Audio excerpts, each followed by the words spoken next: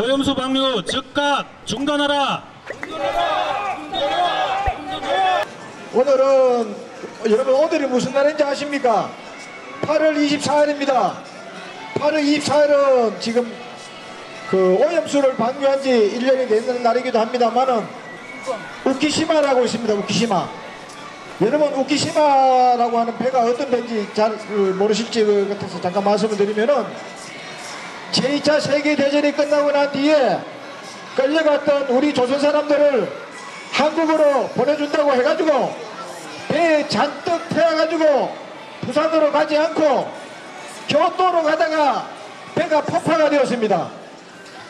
그래서 일본 공식 정부 발표로 524명이 죽었다 하는데 피해자들 이야기하면은 적어도 10배 이상은 죽었을 것이다, 5,000명 이상이 죽을 것이다 하는 그런 날입니다. 그래서 최근에 일본 정부는 거짓말한 게 드러났습니다. 어떤 거짓말을 했느냐? 성선자 명부가 없다 그랬습니다. 근데 이게 일본의 저널리스트의 정보 공개 청구에 해가지고 명단이 지금 700여 종류의 명부가 있다는 것이 발견이 되었습니다. 그러면 일본 정부가 사과를 해야 될 거 아닙니까? 맞습니다. 왜 명부가 있다고 하는데 왜 금지고 숨기고 있습니까? 지금 일본 정부가 이런 정부입니다. 멀쩡하게 배를 태워가지고 보냈는데 어느 누가 탔는지 명부를 갖고 있는데도 숨기고 없다 이런 올림을 내는 정부가 일본 정부입니다. 이런 정부 말을 뭐를 믿고 핵오염수가 아무 문제가 없다, 일본 정부가 말을 하니까 믿어야 된다, 이런 정신나간 정부가 어디 있습니까? 그래 지금 일본 정부가요 성선자 명부가 있는데도 거짓말 해가지고 지금 이게 80년 가까이 지금 숨기고 있고 최근에 드러났는데도 오늘까지 지금 명부를 안 내놓고 있어요. 일본 정부는 그렇다 칩시다. 대한민국 정부는 뭐하는 사람들입니까? 일본에 그런 생선자 명부가 있으면 명부를 받아와야 될 거 아니에요. 맞습니다. 그래가지고 이 사람들 누가 탔는데 결국은 생태 조정에서 이런 사람들이 이름이 없으니까 이런 사람들은 몇 명이 죽었습니다. 우리 정부와 일본 정부를 상대로 해가지고 왜 거짓말 하느냐 이렇게 이야기를 하는 게 이게 지금 자주정부가 아닙니까? 맞습니다. 지금 이런 8월 24일이 이런 날입니다. 그래서 지금 일본 정부나 한국 정부나 이렇게 한심하다는 걸 상대로 해가지고 그러면 우리가 뭘 해야 되느냐? 대한민국은 이 정치인들의 나라가 아니지 않습니까? 우리나라는 관군의 나라가 아니에요. 우리나라 관군들은 외적에 쳐들어오면 항상 도망을 다녔습니다. 임진왜란 때 관군들이 뭘 했어요? 전부 다 도망갔잖아요. 일제시대 때 관군들 뭐 했습니까? 다 전부 다 이게 지금 일본의 부역자가 되고 지금 그렇지 않았습니까? 그러면 누가 나라를 지키느냐? 얼명들이 지킬 겁니다. 그러면 이 나라의 전통은 계속 이어져 가지고 핵 오염수 방류 누가 막아야 됩니까? 우리가 막아야지. 우리가 이거 역사적 삶이에요. 그래서 저는 지금 이게 1년 됐는데 지금 핵 오염수에 대해 가지고 아무 뭐 건강상 문제가 없다요.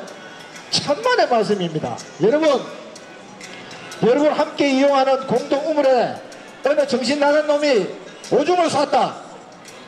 그 물에 대해 가지고 아무 이게 지금 건강상 문제가 없다고 해가지고 허용해야 됩니까? 아니 지금 사람의 오줌보다도 이 핵오염수가 더 나쁘다 하는 거는 상식 아니에요. 그런데 이게 지금 아무런 입증된 사실이 없기 때문에 괜찮다? 지금 이게 우리나라 바다에 지금 오지도 않았습니다. 오지도 않은 걸 언제 나탈지도 모르는데, 그리고 핵이라고 하는 것은 얼마나 무서우냐 하면은요, 제가 원폭 피해자들 상대로 해가지고 여러 가지 재판을 하고 있는데, 이거는 핵이라고 하는 것은 2대 3대까지 갑니다. 지금 한국의 원폭 2세들 보면 알지 않습니까? 원폭 2세들 가운데는 암 환자들이 많고 또 피부병도 발생들이 많고, 이 핵이라고 하는 것은 1대에 그치는 피해가 아니고 2대, 3대, 4대까지 가는 4대 이상으로 갈 수 있는 그런 지금 흉악한 물질입니다. 그래서 저는 이 핵과 인류라고 하는 것은 공존할 수가 없는 것이거든요. 그런데 이 핵 오염수에 대해 가지고 지금 1년 동안 있어 보니까 아무 피해가 없다. 무슨 정신 나간 소리예요, 무슨 정신 나간 소리. 그래서 이거는 핵 오염수가 사람에게 영향이 있느냐 없느냐, 이런 것을 논하는 것은 아주 비상적인 논의이고, 이거는 지금 또 제가 변호사인데 변호사한테 마이크를 준 거는 법으로 이게 어떤 이야기를 하라는 취지 같은데, 여러분은 법은 만들면 지켜야 될 거 아닙니까? 맞습니다. 지금 이게 해양 관련되어 가지고 유엔 해양 협약도 있고 여러 가지 국제법이 있는데, 인류의 자산인 바다에다가 오염수를 뿌리도 된다는 법이 어디 있습니까? 없습니다. 다 뿌려서는 안 된다는 게 이게 지금 법률에 나와 있는 거거든요. 그러면 일본 정부가 법을 지켜야 될 거 아닙니까? 왜 일본이 법을 안 지켜요? 국제법을 왜 안 지킵니까?